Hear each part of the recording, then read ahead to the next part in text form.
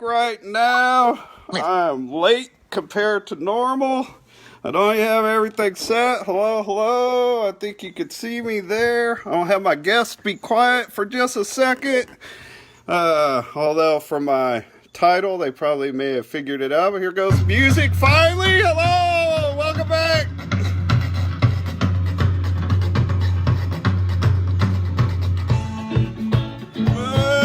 Welcome back to the Beepball Blues Show. I'm your 2000 offensive MVP, five-time world champion Neal Mc getting it done.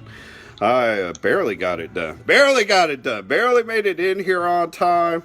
This week has been a crazy week as far as the show goes. Everything I've tried to get going, I'm still not set. I got to pick up Huggy Bear and then move Huggy Bear on top of my braille notes so I could see the notes. But everything I've been trying to do this week didn't quite pan out. But I didn't care. I just kept bulling forward. And then my guest reached out and said, not for this, but I'll do it for something else. But I said, nah, let's just do both. So let me welcome in a person that's either going to make people get all excited like, woohoo, the show's going to be crazy, or they might just turn it off because of both of us. But welcome to the show. The craziest man in Beepball Nation, Mr. Dave Benny. Welcome to the show, DB. Hey there, Neil, dog. Thanks for having me. It's my pleasure. It is my pleasure. Live from my back porch in Newton, Illinois. Do you got a cigar or a cigarette going? I know it's one or the other. I've got the customary black and mild. What's that, a cigar? I don't even know. Beepball brain.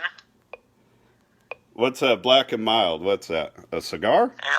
That's a cigarillo. Oh, a cigarillo. That's what you would ordinarily smell if you rolled up to a hotel at any given tournament where I was at. And there would be in the parking lot. All right. Fair enough. I don't have the greatest sense of smell. In my accident when I lost my eyesight, my nose and my sinuses had to be rebuilt from the damage that was done.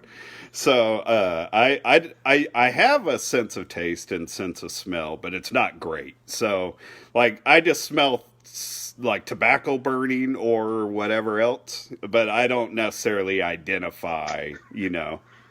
I don't identify I probably couldn't tell the difference between a cigarette and a cigarillo or whatever. I can't tell the difference between a cigar and a cigarette. That's pretty distinctive, but I can't tell the difference between a good smelling cigar and a bad one. But you know what I mean? They all kind of smell the same to me. Well, fair enough. I mean, that's one person that can hang out with me without being offended at their nose. So, well, I didn't say I like all those smells. I'm just talking about identifying or not identifying the smells. That's all I was saying. Well, if you can't smell it anyway, then what do you care? So, all right, people. Here's kind of the layout. I've been wanting to do a show on bidding on a tournament. I don't need to go all deep into it or whatever, but I've noticed when people talk about the tournament and where it's hosted and blah, blah, blah, whatever, anything goes into it, a lot of the comments are misguided. I notice a lot of times, not everybody seems to really understand the process and everything that goes into it. So having spent time on the tournament way back in the day when it was done differently back in the 90s, I was part of it on a small level late in the 90s and got back into it in the early 2000s and saw the transition. So I feel like I can talk about it intelligently and kind of give people an overview. But also, what DB reached out to me about was his article that he posted in Beepball Nation. I know a lot of people wrote about the best team ever between the West Coast Dogs and the Indy Thunder. And so we're going to talk on that also. So you get a little bonus with this show. But DB, one thing I always do when I have somebody come on is tell us a little bit about how you found your way. I met you in 2000 in Taiwan in Hoodlum's room. What's Hoodlum's real name? Mike McLaughlin? Something like that? Yes, and I'll tell you what, I didn't know what his real name was. I mean, he was a mentor of mine. He helped recruit me, and for the first, I'd say, month or so, all through practice until we got to our first tournament, I didn't know what the guy's name was. I just knew his name was Hoodlum. When people mention Hood by his real name, it takes me a second. Like, who? I don't even think I know that guy. Oh, you mean Hood? So I'm at my first Hooder. tournament in Topeka, and we're standing in line at the hotel checking in, and I hear somebody say Mike McGlashan. And I'm a 16-year-old rookie, just got in. I'm like, there's no Mike McGlashan on our team. Who's Mike McGlashan? Somebody says, that's Hood. Right. Oh, okay, cool. I know my buddy's name now, so that's Mike McGlashan. He helped me get me into the game. The first conversation, if you want a little historical perspective, the first conversation I had about beep baseball or joining beep baseball was actually in 1998. Dave Smolka, who was then captain of the Comets, a longtime Chicago ball player. Right. Called me up out of the blue, and I think he had Joe Wood on the line as well, who was president of the NBBA, I think, at the time, or became that shortly thereafter. And they called me up three-way, and because somebody had given them my name, and I was a wrestler in the west suburbs of Chicago in high school at the time, so somebody had seen or heard something and called me up and talked to me for a while about playing ball. I didn't come out in 1998. I probably should have, but I didn't. And so the next year they tried it again, and this time another guy called named Mike the Hoodlum McGlashan. And he talked to me, and then he talked to my mother, and that closed the deal. And I came to practice, and I don't think I missed another practice after that. Not that entire season, or probably not till I moved away from Chicago the whole time. So the '99 season was my rookie year, and it was also, of course, in Sacramento, and that was the first year of the World Series. It was in Sacramento, and that was the first year, of course, that the Dogs won their title. In my hometown. Right here where the hometown of the Beepball Blue Show. Is actually the tournament coordinator. I couldn't be the director because I was on a team. I was the tournament coordinator of that tournament. Right, and I remember, even back then, being young, I remember there was this very visible ball player named Neal McDonald who was sort of doing appearances and talking, and, pretty visible guy. But I didn't see you play until the championship game. And I remember, I was with the Chicago Comets, and I was riding the bench pretty much that year, watching and learning. And we had made it all the way to the Friday third place game, and we lost to the, at the time, seven-time defending champion Austin Blackhawks. I remember watching them from the bench and watching us play them, and they scored well over 30 runs, I think, in that game. And after that game, I remember mentioning to a veteran on the team, I said, wow, okay, I know why they've won so many championships. That's a really good team.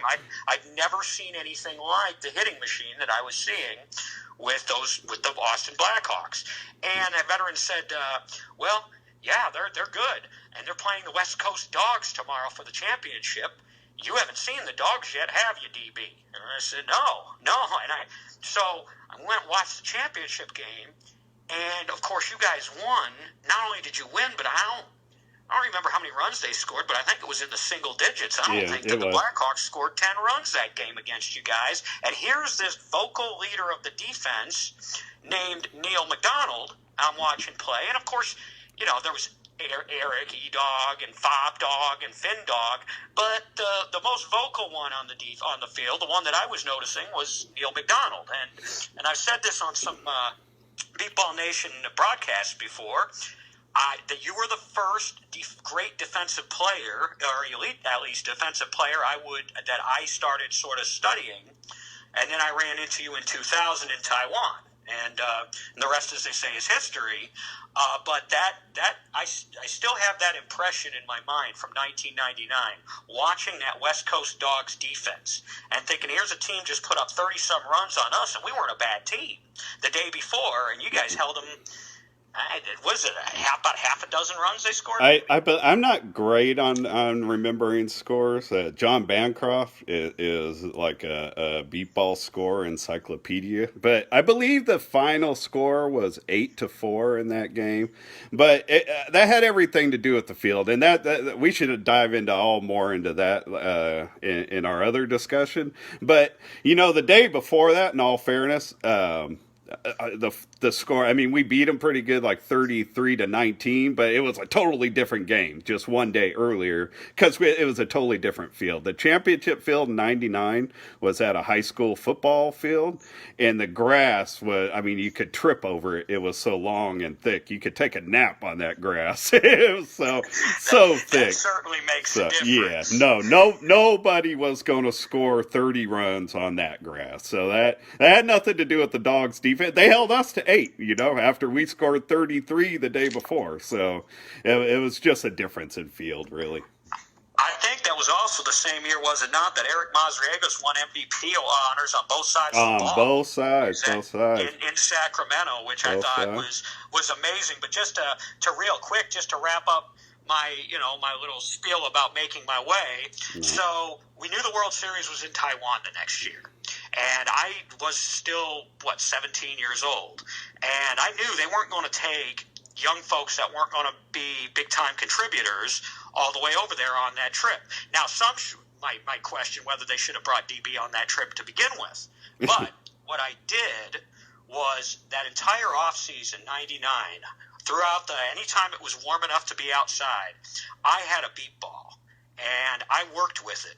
And I threw it up off the top of the house and let it roll down, much to my mother's chagrin. But I'd stand back a ways and let it roll down and bounce and field it, and worked my way into the starting lineup in 2000. And they took me to Taiwan, and the rest is history. That was also my first experience playing the West Coast Dogs. Was in 2000. We played you guys in Taiwan.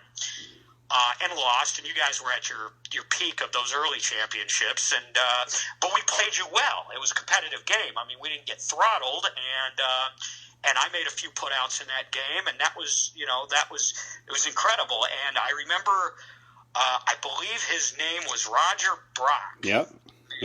Came up to me after the game as we were going through the handshake line, and he turned to me and he said, "Young man, you are definitely doggy material." And that was such a big, confidence booster for a young kid. Right.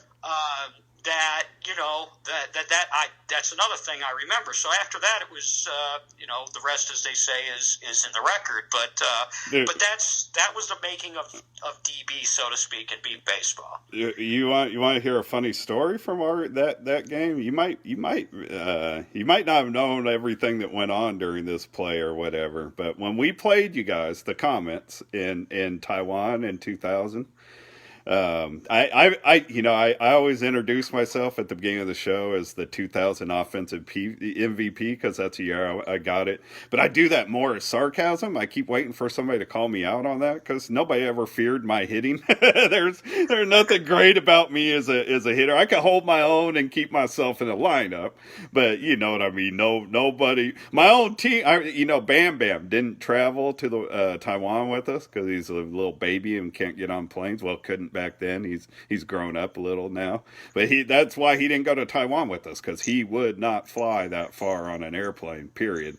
And when I called him and told him I was the offensive MVP, he started laughing. He didn't even congratulate me. He started laughing. Nobody expected that out of me, so that's pure sarcasm. But one of the runs that I got away with.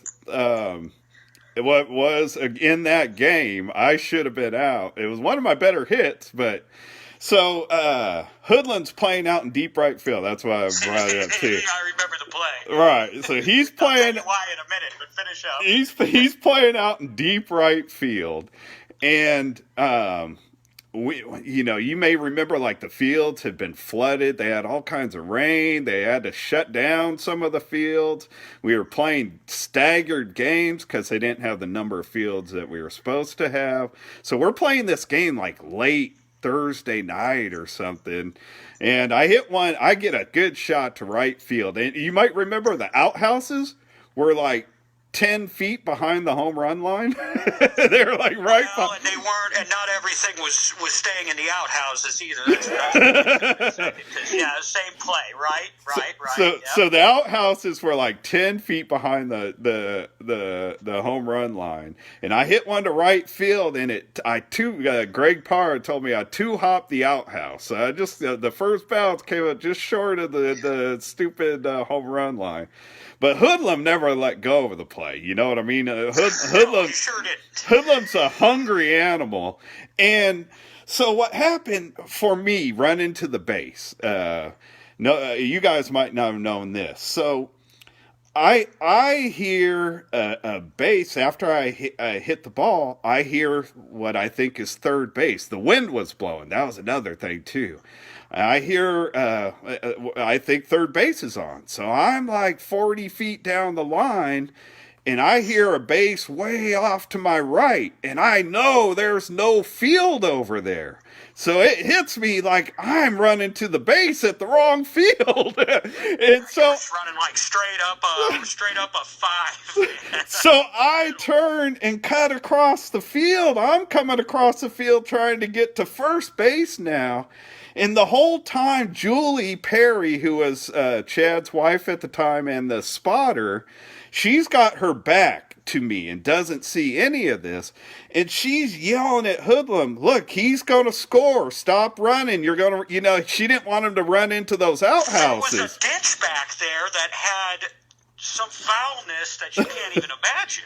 And he didn't listen, and it was a double call, right? That I didn't remember it was a double call. It was a double call because she had said, she had called somebody off or something. It was whatever it was. It was an illegal call. So you got the run, even though it took you 10 seconds to reach the base. At least. All McGlashan got was the ball, and totally covered with whatever. And he ended up playing in the rest of the day in the heat and humidity, and the poor guy stunk up the whole bus on the way back to the hotel. Well, that makes credit for the PO. That makes me feel better, dude. It wasn't a double call. You know why I got that run? Is because the umpire said even though she wasn't interfering, it was a spotter talking to a player. And they called me automatically safe because Julie was talking to Hood, calling him off the ball, not helping him, telling him to stop going for the ball. I never should have scored that run, and I ended up beating Danny Fabiano out. If he did the math because he finished second in the MVP race. And he lived in New York at that time, and so he flew back with us to California from Taiwan, like a 13-hour flight, and then he had to take a flight. He had like a double flight going back to the East Coast, so his trip was unbelievably long. Although you guys probably experienced similar. This guy calls me. He's sitting on a layover in Philadelphia, like after 24 hours of travel. Guy calls me from an airport. He's like, I did the math. If I would have scored one more run, that'd be my MVP. It's like, oh. And that one run they gave me against you guys made the difference.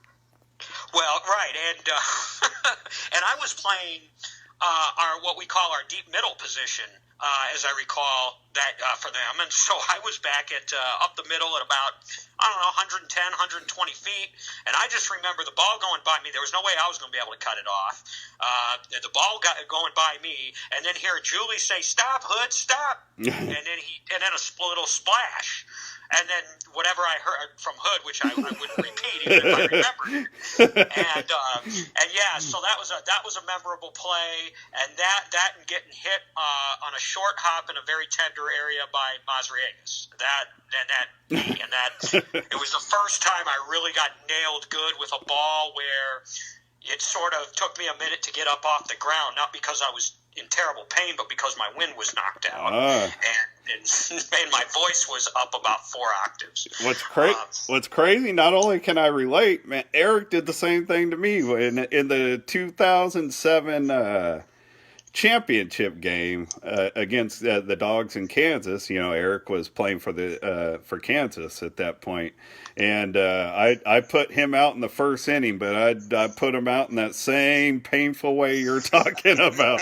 I needed a timeout for a little bit, boy. Oh, God, and it was a lot colder in 2007. That was probably the most miserable weather conditions I've seen in any championship game we've ever played in. The coldest day of my life. True story. I literally went and got a hot cocoa from Starbucks, a hot chocolate to bring out to the field with my Black and Mild, instead of a cold beverage. I went and picked up the warm one from Starbucks and bought a hooded sweatshirt. So here we are in early August, granted it's Minnesota, and I'm standing there with a hoodie and with a glass of cup of hot chocolate watching the 2007 World Series title game. By the way, I didn't bring that title game up. You did, so you hold that against yourself because that was a drubbing. That was a miserable day all the way around. I mean, we had to play that morning. I think we played Chicago that morning. We played somebody that morning. We had to play somebody. That was the last year that the tournament was 4 days. So, that's right. And both in 06 and 07, we are the team that came up through the losers bracket, which meant we had to play all day, 3 games on Friday and a game Saturday, just to get to the championship game. And it rained all through that morning game. So we were drenched before the second game ever started. Man, I went back to the hotel after we lost that championship game and I took a hot bath. I'm not a bath person, but I was cold from my top of my head to my tips of my toes, man. While you're on 2007, I remember that by that point I was playing with the Indy Thunder. This is the pre-dynasty Indy Thunder. They're still sort of building. Right. And I was sort of the focal point of their defense. But we had a couple of other good players. We had James Michaels and a couple of those. Paul Howard, I think, was over on the third base line. And we played you guys early in that week. And obviously there was a disparity in talent level between the two teams, depth and so forth. But we played you guys one of the best games we played through that whole era. We played you guys, and I think we had a lead going to the sixth, and then you guys put a bunch on us, and we couldn't get them back in the bottom half. But it was this really close game. And I was just getting put out. So it was probably one of the best games I've ever played in my career in 2007 against you guys, between Lex and Chance. And for some reason, they were just banging balls right up the middle. And they gave me a working. But one of the plays that opened up you guys' rally in the sixth inning that ended up taking that game was we went at the top of the sixth ahead. We were looking for an upset. You hit this short. They'd been whacking balls up the middle all day, and then the very first ball of the sixth inning, I recall, you hit this little short blooper pop-up, and I'm playing way back from my position, my short middle position, because of who you guys were and how you guys were hitting. And so I'm running way up and just ran a little bit by it. Neal scores on this little, how do I say it cleanly, BS little ball over the 40-foot line. Little blooper. Little ball, and then the next thing you know, the floodgates open. As Tim was wont to do, he had one of his big innings, and right. And I think we lost like 17-14 or something. But it was one of those. I don't know if there's ever a such thing as a good loss, but it was one of those where we weren't disappointed in ourselves going back to the hotel because we just played a ridiculously good team to a game where we had you guys nervous for a minute. No, I couldn't tell you what the score is of that game or anything. One thing I remember about that game, even in the very last inning in the bottom of the sixth, you guys were coming back on us because I remember when we had 2 outs, we just couldn't grab that third out, and it kept getting closer and closer. And I was like, man, I don't care who it is. If anybody makes this next play, I'm buying your dinner tonight. And Chance Cranford made the next out, and I never bought him that dinner. But he made the out. We got that out. But now I remember most of our games against the Thunder. And by the way, just a note to the audience, I have totally scrapped doing anything about bidding on a World Series. At this point, I'm just going to save that for another time. So that'll be another show. but I'm not going to drag you through all that at this point. We're having too much fun, aren't we? And here in a little while, and honestly, some of the responses I've been getting from people is they enjoy kind of some of the chit chat just about the game and some of the old tournament stuff. So I don't think too many people are having a problem with a lot of this. But I'll do the bidding thing. That'll be another show, another time. We'll still get into DB's article here in a little bit. But one, I remember having tough games against you guys all the time, the Thunder teams. And in '06, we were the team that knocked you guys out of the tournament on Friday. Yeah. And that was when we were playing on those concrete fields. And yes. We reached a point in that game to where we just we were scoring on everything, and I remember you in that game. I'm not going to say it the way you said it. I remember at some point when we knew that it was over, it was when you turned to your whole team. You're like, could somebody play with some doggone pride out here? Well, we had just beaten Kansas. Actually, we had just knocked Kansas. Yeah, you knocked them out. Biggest win in Thunder history up until their championship run. They played Taiwan in the championship the previous year in '05. Right. So you guys eliminated them from the '06 tournament. We knocked them out, and we had to score 20 runs to do it, but on those fields, and by then, and that was the year we had, that was the early year, we had a very young Jared Woodard, right. He was splitting pitching duties with Booker, and Booker was improving too, but Jared had 2 or 3 guys, including me, and I was never much of a hitter, but I was a lefty that would put the ball in play, but he got hot with me, and he got better and better as the week went on. And we put up 20 runs on him, won the game. And then, of course, he became Kansas AllStar the next year, let him do an undefeated record in a world championship. And, right. And he's built his resume from there beyond anybody's, imagination. But that was kind of the start of that was in 2006. And we had a lead. Yeah, it was frustrating. I remember we had a lead over you guys. That was another game that Timmy got hot late in that game, and you guys put a bunch of runs, and we had a rookie named Richie Schultz playing out in left field, and that poor guy had everything, and it was his fault. I mean, a lot of those weren't fieldable balls, plus you guys were fast up and down the lineup, but he was you guys just wore him out in the fifth, the late innings of that game. I wasn't aware Richie ever played with the Thunder. Mm-hmm. Yep. That in 2006, and then in 2005, when we sort of combined the old Chicago Bluffs and the Indy Thunder, they kind of called us the Blender. Richie was with us in 05. So yeah, he was, and then he moved on to Chicago, I think for the 2007 season. But we had him for that 1 year. I called him a rookie. I guess he wasn't a rookie, but it was the first time he was starting on a decently competitive team, and he was our defensive stop. I mean, he had a good defense. I mean, he was picking up balls, but when you're playing at 140, 50 feet, and Timmy's getting them in the air, and you guys are getting to the base in 5 seconds, good luck. Yeah, once you're that deep, period, like everything becomes you have to play it perfect or it's going to be a run. You know what I mean? There's when you're 150 feet out, by the time the ball gets out there, the runner's down the line pretty good. So usually, in my opinion, so you know what I mean? It's like that. I'm so glad that I was able to make it on the infield because I feel like the outfielder. I like running around after balls. But man, you're on such an island out there. You know what I mean? It's like man, there's nothing behind you. There's no by me for the outfielders. Right. No, absolutely. And I've known a few guys that were really good. Few players that went from playing the infield to playing one of the outfield spots, or vice versa.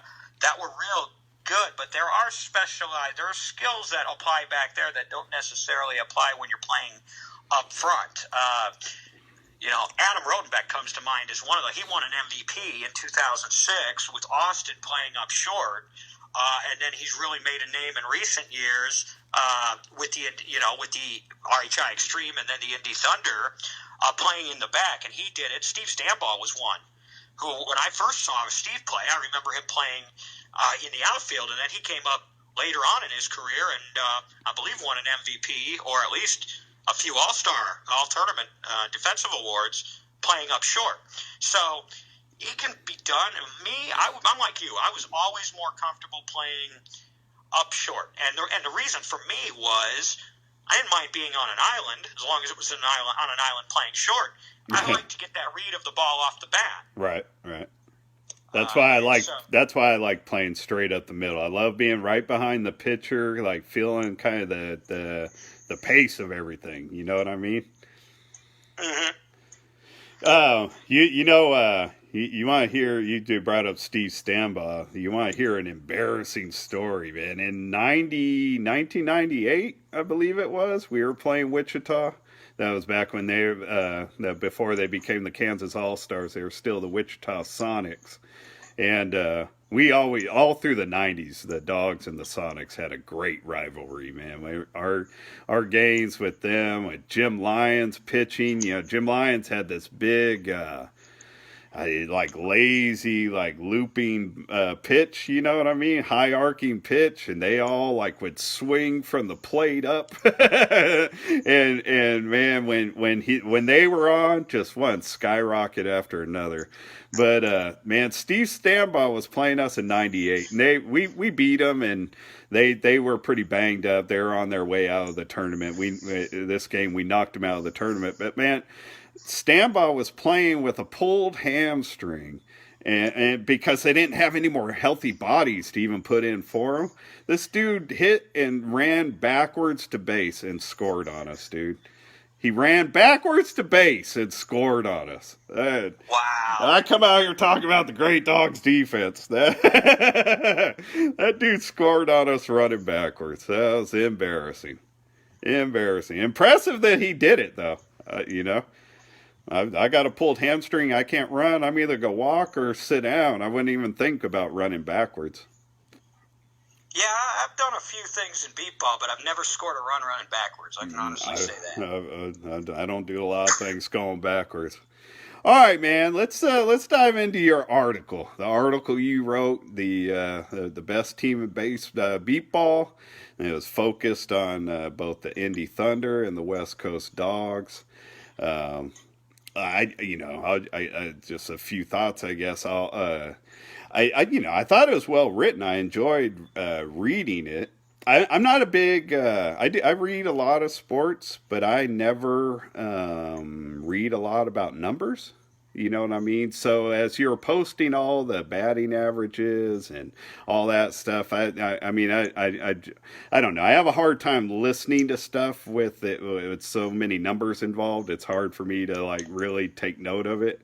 But all the stuff, I thought, the article was well written. I did like that you didn't really take a side, really. You just left it out there. I was disappointed that I felt like, because you're so up and close with the Thunder situation, I felt like you could have maybe reached out and gotten a little more personal from the Dog side, since you know that the Thunder side so well. And I know I put it up there, but Greg Parra was the only spotter that was a part of all four of the Dogs championships between 2008 and 2011. And his name wasn't even in there or whatever. So you know what I mean? You never would have made that mistake with the Thunder, So well, so here's the thing. First of all, the Thunder have reaped a few benefits just by virtue of timing. One of them is the benefit of social media, and having a lot more. They have literally documented on video the entirety of their championship run. It's unbelievable. I believe it. Almost every single one of their games, and certainly every game that anybody would be interested in, all of their big games are videoed. We have game film on all of them. Right. And they're a more recent team, so we have some more recent statistics. Now, I'm glad you cleared that up for me, though, after the fact, and I went and made the edit, because I wasn't sure. I had vividly always remembered the combo of Hunsaker and Masterson. But I never realized that Hunsaker was gone by then. I knew one of them was still there, and I did. There was no information I could find on paper on that. You call me. Oh yeah, I do. Call but I'm one gonna of tell you something. If you went through all of that, and the only factual mistake that you found in all of that research was one of the dog starting spotters. Then I'm going to give myself an A- at least on the project, and the others that sort of that helped out. I used a lot of stuff from NBBAstats.net, which is not it's not complete information, but it's the best we have. Unfortunately, until recently, we don't have a very good record of statistics. I would have loved to have gone back to the 1990s and gotten all of the stats from the Austin Blackhawks run, right. and I probably could have if I'd reached out to one particular individual, but a lot of that stuff isn't digital yet. It started out in middle, so I had some information from like 1995, 96 on, but I didn't, and I almost felt kind of like I slighted that team because I think the Austin Blackhawks could make a great case for being the other team that would have a really good argument for right. to be the greatest of all time. They won 7 titles, right. and I included in the article. I think they hit 685 as a team one year at the World Series. So there were some difficulties there, but most of what we needed, I was able to locate. And no, I was not. I didn't want to give. The whole point was I wasn't going to give an opinion. There are times that I have said that I thought that the 2011, after the Dogs won in 2011, I didn't think I'd ever see a team like that again. And I'm not sure I'll ever see a team like the Indy Thunder again for different reasons. But some numbers aside, some of the most interesting things I found as I was doing my research. First of all, I didn't realize until I started crunching numbers that over the 4 championships from championship games from 2008 to 2011, because you guys never lost on Saturday during your four-peat, the West Coast Dogs. Mm-hmm. Out of 102 batters that came up to the plate, 98 of them put the ball in play. They struck out 4 times total over 4 championship games. That's remarkable. Now when you were mentioning, like I already mentioned, I'm not a big numbers guy, so I've never ever have gone. I'm impressed by how much research you did on that number stuff, because I never would have done it. I've never even done it just out of curiosity, and you posted some stuff about us because I've 09 was my last year, and I don't say this because that was the team I played on. I told the 09 team before that tournament ever started that I've been around since the Albuquerque days, and I've seen a lot of teams, and I've played on great teams, and I believe that team, and I told them before we ever played in a first game that I believe that team had the ability to be one of the best teams ever. And I never ever said that to any other team I played on. And I played on, I played on championship dog teams for years before that. So I really felt strongly about that team going in, and we did nothing to disappoint, or did nothing to make me feel any differently the way we rolled over everybody. And I remember it that way. But then when you started, posting stuff about that, about, the distance and the scoring in that year or whatever, just some of the numbers you post, wow. I mean, I remember it being good, but I don't remember it being that good. And even all the contact. 2011, too. I mean, can you imagine holding Taiwan still during their heyday, holding the Taiwan home run to 1 run in a game at the World Series? And they scored 1 run in that Friday game in 2011. And then we came right back and more or less did the same thing the next day on Saturday. Had to come back and win it. That was the last one. It ended with the 2-out. I'm sorry. Incredible. I mean, all of those teams. were dominant. There was only one loss that the Dogs had during those 4 years, and it was by 1 run to Kansas, and you guys came back and pretty much blitzed them later in that week. So from the Dogs' perspective, that's what stood out to me. The fact that you guys had 4 perfect games in terms of contact with Tim Hibner, and 2 of them were in title games, was incredible to me. We may not see that again anytime soon. Yeah. From the Thunder perspective, the fact that they've got 6 players who have hit 600 or higher at the World Series over their 4-year run is incredible. I think I counted of the 34 World Series games they've played since 2016, I think I counted 29 of them that all 6 of their starters scored at least 1 run.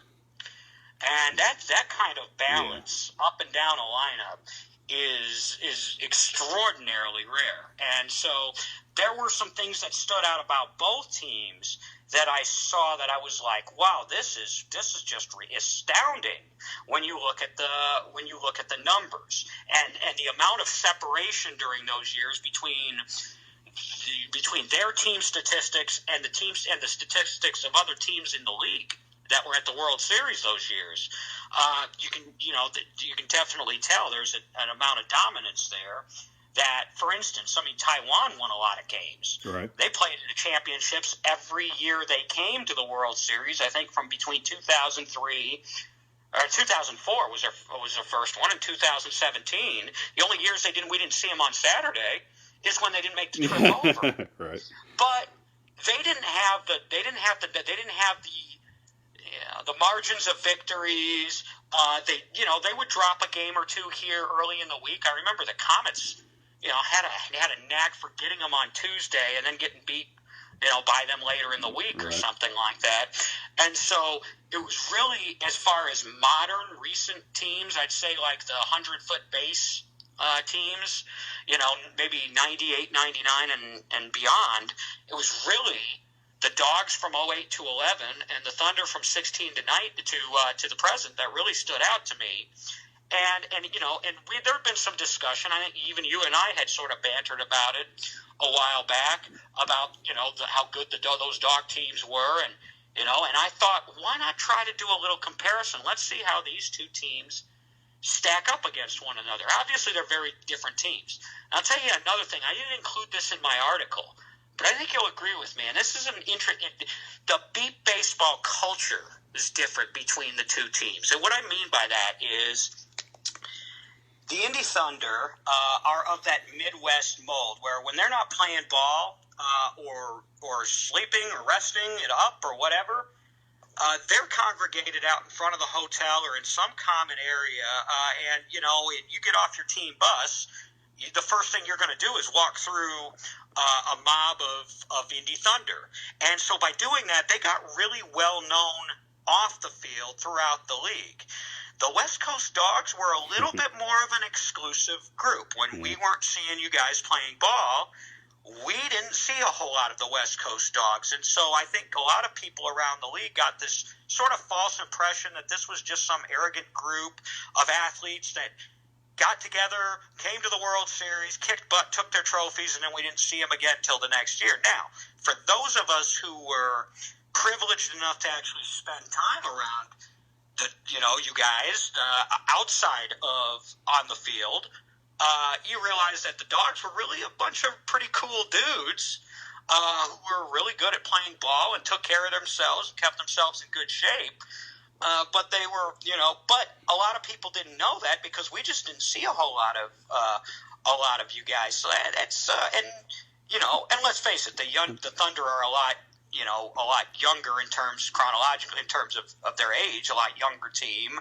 And but that was another thing that I thought was a real difference. But there was a lot of similarities. I mean, you guys, both teams were the fastest, without question, the fastest teams across the board in terms of getting to the base. Obviously, both played terrific defense all across the field and could score up and down the lineup, and had good, experienced volunteers, field volunteers, what I call field volunteers, pitcher, catcher, spotters. And of course, as I pointed out in the article, both teams, for the most part, kept their teams constant and the same as far as personnel for those for those runs. The Dogs made some changes here and there and made some tweaks and brought some guys in, and a couple of others left. Neal Dog retired, and some things like that. The Thunder have only lost one player. And I wouldn't say lost. They only have one player who's not on their roster, who was on their roster in 2016. And that's Toby Gregory, who went to the Indy Edge, who scored 4 runs in their championship game in 2016. And they've kept all of their volunteers, their whole coaching staff, everything's remained constant. And that's a hard thing to do. Oh, yeah. In baseball, it's a volunteer. It's a volunteer, basically leisure activity, although it's very competitive. Life happens. Exactly. People move. People start school. People get, different jobs. People can't make it for whatever reasons. God forbid somebody gets hurt. And they've managed to keep that whole thing together. Yeah. And make very few changes. And honestly, when because you brought up Austin, I mean, Austin was the same way all the way through the 90s. They had a core of players and volunteers that were with them. They made very few changes through that time. A catcher once in a while, I mean, but for the most part, like Glenn Hopkins spotted the whole way through. Kevin pitched the whole way through. Or Ernie Cook and U-Haul, rookie, the Spark brothers, Wayne Dane, the Colonel, like they were all there through that whole thing. And I mean, that's so huge for any sustained success. For it doesn't matter what you're doing.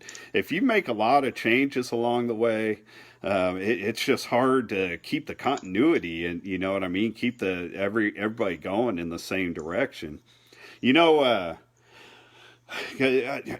Honestly, I for the most part stay out of the arguments like who's the best, whatever. You know what I mean. I'll read through some of the comments, but I find myself, the only thing I ever really want to respond to, because I've never tried to make the argument. I'm very proud of what we did as the Dogs. You know what I mean? I set out before I was even a member of the Dogs, wanting to win a championship in Beepball, and then, to have been part of a franchise like the West Coast Dogs, and to have been a founding member, and, enjoy all the success I got to. I've got no beef, you know what I mean? I was lucky to have gotten to play with the group that I did for as long as I did and have as much success as we did. But I'm never going to go try to convince anybody that we're the greatest. I don't know that, I know we're in the conversation. And honestly, if our name's one of 2, 3, 4, I mean, that's an accomplishment in itself. You know what I mean? To be considered one of the best ever. The thing that makes me want to respond is when people start, I guess, characterizing our team incorrectly. I hate us being described as a World Series team. I understand, I guess, as I think about it more, especially the way the 2011 team kind of conducted itself, which I wasn't a part of. Bringing in, Vic Allen gets hurt and they call Keith Edgerton and fly him in, and all of a sudden, he's there playing, and when you already had people that, on the team that could have filled in, whatever. So I could see people getting from that look of it being like a World Series team, but when I was around, we never conducted things like that. I wouldn't have been part of that. I wouldn't. I just, you know what I mean? You dance. Well, now to be fair, when they characterize World Series teams, and I can't speak for everybody, but I know when I think of y'all as a World Series team, it's simply because you guys didn't play in any of the local tournaments throughout the summer. You guys came to the World Series, wherever it was, kicked butt, and then we'll see you again next August. Because that's all we could afford to do, though. Right. I mean, I feel like when most people say it, they say it in a way like we turned our noses up at the regional tournaments. Man, we wanted to go to other tournaments. We couldn't get a whole group there. We couldn't afford it. The World Series itself took a lot out of us. Sure, and I financially. understand that from the days when there was some discussion about whether DB was going to be a dog. And, Yeah, you called and me. You I called did. me in the spring of '09 in our. I did, and it was in a transition period, having just finished law school and thinking at the time I was going to end up back in Chicago, working up there, and yeah. So, and one of the main reasons, one of the problems that would have come up would have been that was a self-funding team, and at the time, I was just out of school, and so yeah I understand better than anybody that, or as well as anybody who wasn't a West Coast dog, how you guys had to. How you guys had to fund your team, Right. and so no, there's no. I don't think I don't think that detracts from the West Coast Dogs' accomplishments, the fact that they didn't play at a World Series. But I think when you've got a team that's completely local, like the Indy Thunder are, right. And they play a lot of ball, not only at local tournaments, but also in scrimmages, demos, fundraisers. You really have something you can market, and that's what Booker has done, man. He's really grabbed that tiger by the tail. No, if you listen to my show with him, I gave him credit for that. He deserves it. But at the same time, that doesn't detract from what West Coast had done, at least not in my mind. But it does make it a little bit more difficult to market, to promote, a team. No, totally. What the West Coast Dogs were. That's why I think sometimes they don't get the notoriety or the credit that maybe they deserve, is because we just didn't see as much of the West Coast Dogs except at the World Series. And a lot of times we were playing ball, and so we didn't get to see the Dogs unless we were either playing against you or after we got knocked out.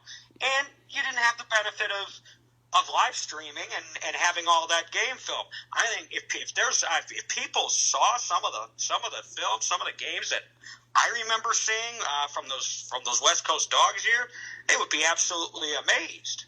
It's disappointing to me that so much of that came, all the streaming and everything all started after our run was over.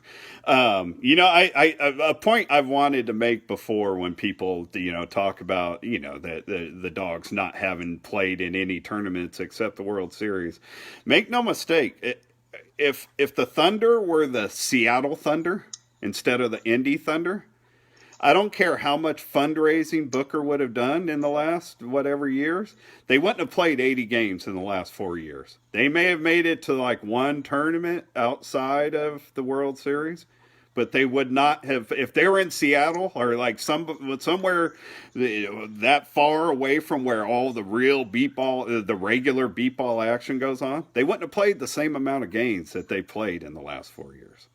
That's true, and maybe they don't win 4 straight championships. Well, I'm not saying that. I'm not personally. I'm not making that argument. They would still be good. They would still probably win the championships. I would expect that.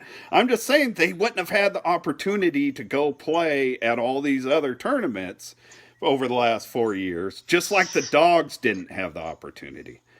It's too expensive. And people who may or may not be listening to this show right now, or who will listen to it later, might dispute this with me. But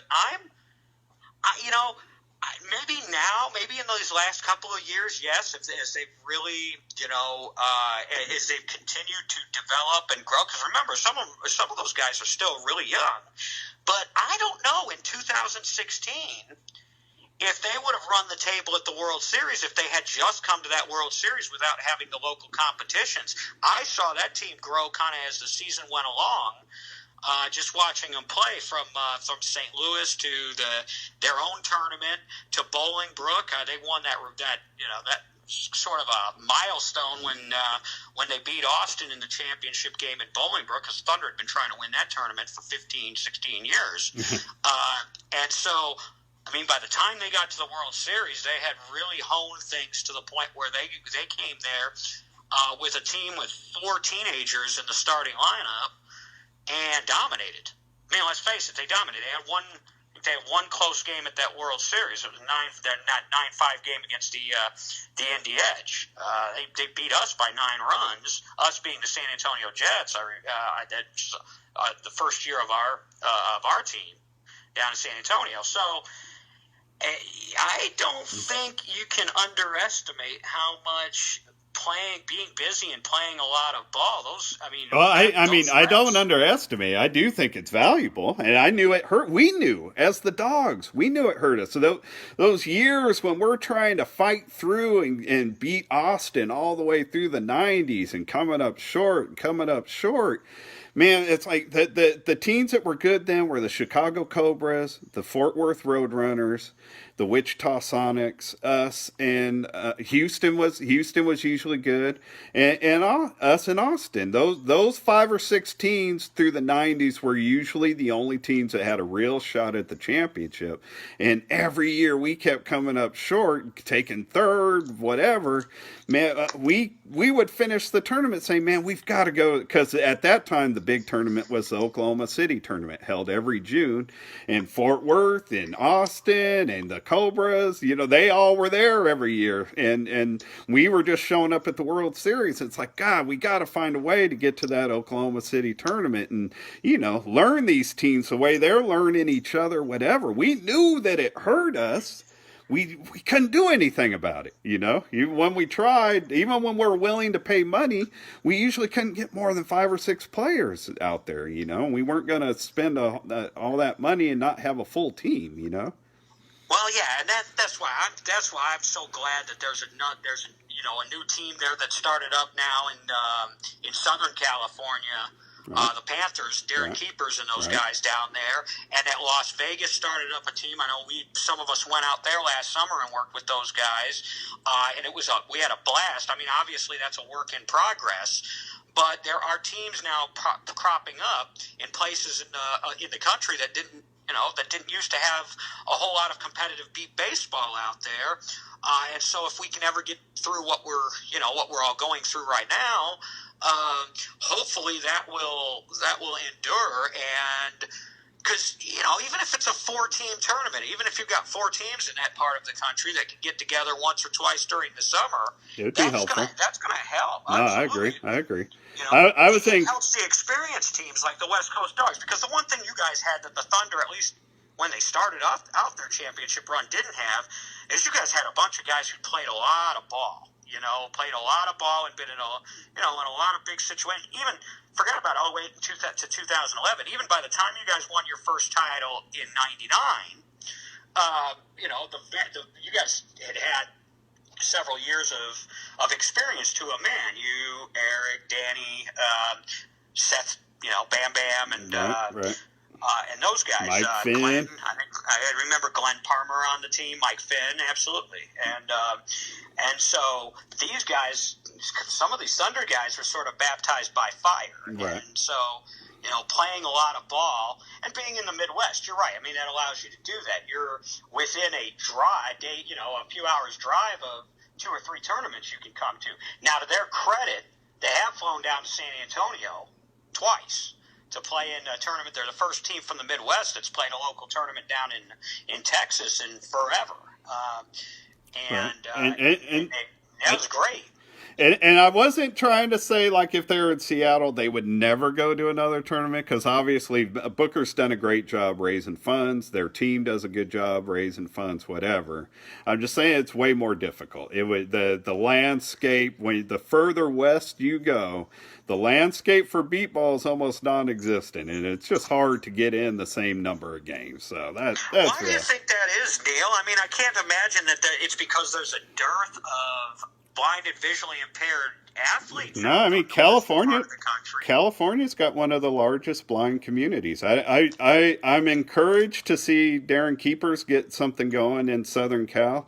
I've always been puzzled by Southern California, because they're outside of like New York and maybe Chicago. There's probably more blind people living in Southern California than anywhere else. See, and you can play year round there. So almost, I've always been shocked. Right. No, there wasn't. and there's fundraising potential and capability down in that area and things like that. And so, yeah, it always had surprised me that there wasn't more of a presence out on the left coast. Now, if I knew the answer, DB, I would have been more successful at keeping things going. I haven't been able. I tried to help a group get something going here in Sacramento again, and that went nowhere. So, not even for me to play, just to get other people playing. Well, dude, in the end, man, I think Taiwan, Albuquerque, and Austin, certainly Albuquerque and Austin, and Taiwan deserve as much. You know, they have a right of being in that same conversation. And as a proud West Coast dog, I'd never say that it's absolutely us. But I'll put what we did up against any other franchise proudly. I would too, and I wish we had a way to simulate and check it out. I would love to see 4 or 5 of those teams playing some best of sevens virtually, because you're right. And that's why and I included a section I wasn't going to include in that article touching on those other 3 teams that you mentioned: Taiwan, Albuquerque of the 80s, Austin of the 90s, and then Taiwan here more recently. Unfortunately, just don't have much information at all other than anecdotal stuff on Albuquerque. I mean, we don't really have stats much at all. Right. 90s, we had some stats, a lot of anecdotal information, and then more for Taiwan, but really not enough. I mean, we had enough to really, really go into depth with the Dogs and with the Thunder. So that's no slight. I personally think that it would be that when the 2008-11 West Coast team and the recent Indy Thunder dynasty would be the 2 that would come out of that, because I think defense wins championships, and I think those are I didn't see Albuquerque play, but those are the defense hit it gets you there, but defense wins it, right. And those defenses, not always, but in general over the course of their championship runs, were the 2 that really stick out in my mind. But that's no slight to those other 3. And I think those 5 are the teams that have won at least 3 that have all won at least 3 titles in a row. Those are the 5 teams. And there may be one from very early on from up in Minneapolis, but those are the ones that really stand out. And it's always sort of it's a debate that happens in bars and around water coolers in every sport. Which player, which team?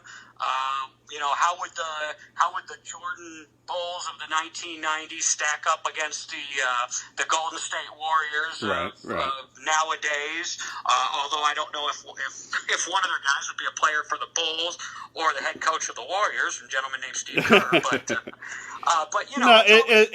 As long as sports have been going on, there's always a debate. Doesn't matter what the sport is. The '85 Bears against one of the great Cowboy teams, or an old Boston Celtics team against a later Laker team, whatever. I mean, there's always going to be arguments who's the best ever, and I've always, for the most part, stayed out of them because you just can't get to an answer, and 90% of it is opinion, really. You know what I mean? You can't ever match the 2 teams, one from a different era against, you know what I mean? You can't match the teams up in any way, shape, or form that's real. And so it's really always just going to be a discussion. and people are going to feel strong. I know that because there's more Thunder people that are in Beepball Nation than Dogs people. You know what I mean? Anybody that responds to this is going to say Thunder, Thunder, Thunder. I got no problem with that. But in the end, none of us have nothing to back it on. If I said it was the Dogs, I wouldn't be able to back it up with anything other than my heart, Sure. No. And they both, and that's the fun part of it, for me, at least, as sort of a historian, beatball junkie, kind of fanatic, fan, some would say fanatic, is there is no really clear answer. And I think both of those teams could make a really good argument why they would fit the bill. And so it's an argument that will go on and on and on. Right. And And I'll do it's it. it's fun on those rainy days when there's no beepball being played and people are just bantering, shooting the ball back and forth. And what it also does is it opens the door to these sort of nostalgic discussions. All of a sudden, you start talking about this tournament or that tournament. You remember when the Dogs did this. You remember when the Thunder did this, and so it's just great fodder for discussion with no real right or wrong answer. Yeah, right. Now, I truly love talking old time beatball. I can remember a specific time after the '04 tournament. I played with Oklahoma that year because the Dogs we just couldn't get enough players to go to the World Series, and so we got broken up a little bit. And I went with Oklahoma. And after the tournament was over, that very last night after the banquet, I had been rooming with Frank Fazio, and we bunch of people came and hung out. You were there, I remember. L. Darnell Williams was in there, and just some other vets. Frank was there, and I remember that night just like spending an hour. I stayed up that whole night. It just went straight from the hotel to the airplane without even taking a nap. And I remember that whole night just talking old time tournaments, and it was fun. I don't even remember what was brought up. I just remember telling. I rode on the same. I rode to the airport with Teresa Duncan and the people from Guide Dogs because they'd been there, doing the doggy daycare. And I remember just in the car ride telling them how much fun I had just talking beepball, man, with a bunch of vets from different teams that have been around the game a lot. I loved it. Well, let's hope that we can get through all this and that we can bring it back and. Is good or better than ever before, and that we just keeping on with it. Because in terms of, and this is my opinion, but in terms of marketing and public relation and getting the word out, and promoting the sport of beep baseball, seem like the last several years have been by far our best. And again, I mean, there's more multimedia and there's social media and there's more ways to get the word out. Right. But all anybody has to do, for example, is go back through the Beepball Nation archives or even the league's public relations page and go through and see some of the the articles and some of the press and some of the publicity that some of these teams have been able to get. It's amazing. And so right. And it could only get better, and so we just need to get back to whenever we're able. We need to get back to playing ball, and we just need to keep the hope alive on that front because nobody's getting paid for doing it, and so everybody's going to have to want to keep doing it, and that's where we're at. But in the meantime, it's fun to have discussions like this. Always. I appreciate you coming on and talking it up with me a little bit. I got to ask you before we go, as I listened to the Jets podcast, I heard some big news on there. They're announcing on the Jet Life podcast you're getting married or something, DB? No. There are no wedding bells ringing in my future. I was being a little bit dishonest. I didn't say that. I'm the king of impossible relationships anyway, and so I got my little calico cat. She's the one I have left now. I just lost my older one. I saw that, man. My heart goes out to you. Hate losing a pet. 21 years, man, and you're prepared for it for a while because you know it's going to happen. But the worst part of it is you look back and you say, wow, you're not such a young man anymore. That particular animal was born the spring I started playing beep baseball back in 1999. I mean, wow. And you look at that and you're like, okay, you're not a young guy anymore. Between that and Beepball, which has also been around every summer since 1999, and now that's had to be put on hold. You take a step back and you're like, man, where did all those years go? You're not such a young guy anymore. So. Who are you telling? And not that I'm counting, but in 1 month and 7 days, I will be 52 years old, DB. I was a senior in high school when I found Beepball. It's a lifetime ago. I don't know where it all went, man.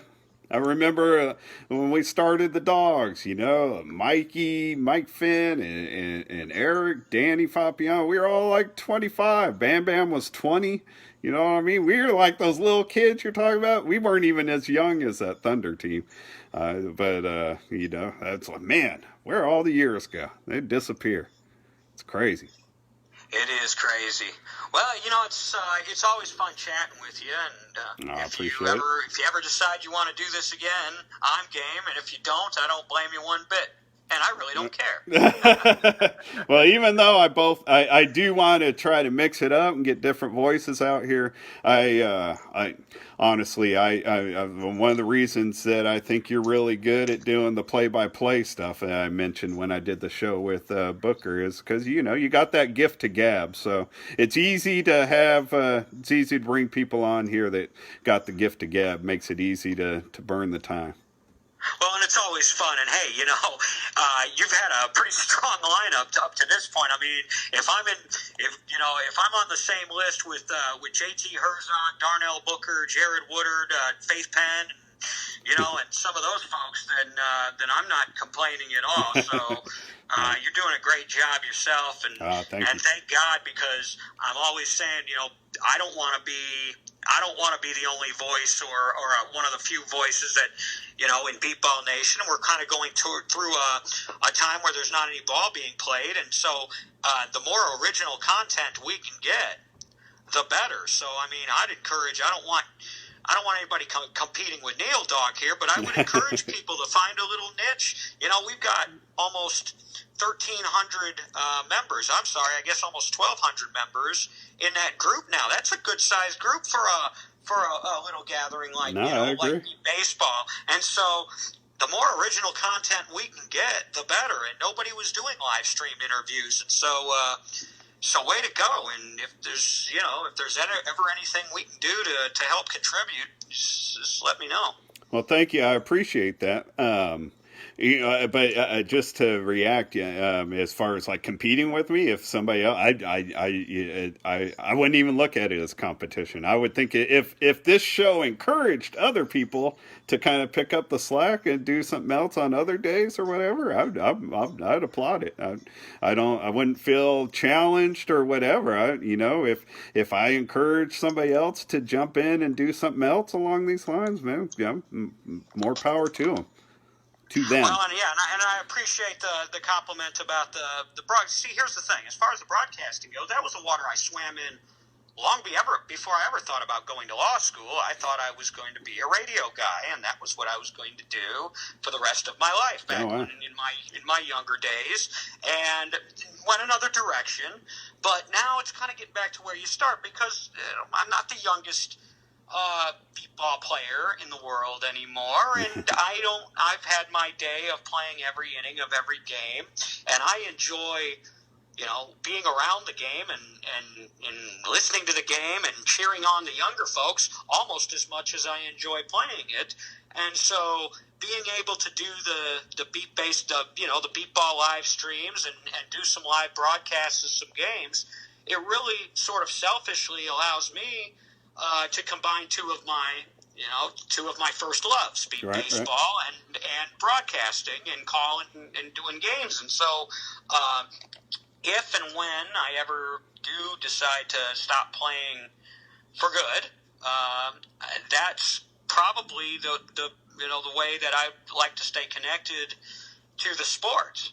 There's nothing I enjoy more than sitting back, 10, 15 feet behind home plate, with a cold beverage, and where permitted, a cigar and a phone or a microphone, and just talking beepball and taking in a game in the sun. That's nothing for me at this point in my existence. Nothing beats that, and Beep Baseball has allowed me to do that, and so. That's wonderful, and so I'll keep doing it whenever we get back to playing ball, because it's fun. Yeah, and that's it's it's almost the same exact angle where that got me going with this show. Really, is I've always had a love for like radio and podcasting. I've been privileged enough to get to do a little bit here and there, and it's one of my first loves. And Beepball is one of my just pure true love. So same thing, coming on here once a week and talking about a sport I love in a forum in a way that I enjoy doing it. How could I complain? Having fun. Yep, always fun. Well, I've got court tomorrow morning. All right, brother. Thanks, man. I appreciate your time, DB. No problem. Thanks for having me. Anytime, Neal. All right, dude. Be safe. Talk to you later. Bye. All right, everybody. That's going to be it. Sorry to take the show in a different direction than what I said I was going to do. This week's been with a little bit up in the air, but hopefully you enjoyed that. And I will still do a show sooner than later about bidding on a tournament. Mostly my angle with that, as I know the angle of the show is from the beginning has been to make players better on the field and whatever, and that's still going to be a goal, but. We're making them better for the most part to get to the World Series and to have a bigger impact at the World Series. So talking about the bidding process and all of that to host a World Series, I felt kind of ties into it, gives people would give people an idea of how all that takes place. So I will do that another time. But for now, I'm going to go. I appreciate anybody that gave this a listen. And I don't know what we'll do exactly next Sunday. I just know that I'll be here doing it. So everybody take care. Be smart, safe, and healthy. And I will catch you all later. 5 viewers. Comment section. Sam Griswold is watching. 5 viewers. Comment section. Lisa Gilchrist is watching. Hey, Lisa. Invite to go live with. Comment. Finish. Finish. There's the finish button. All right. Everybody take care. Good night, Aunt Cindy.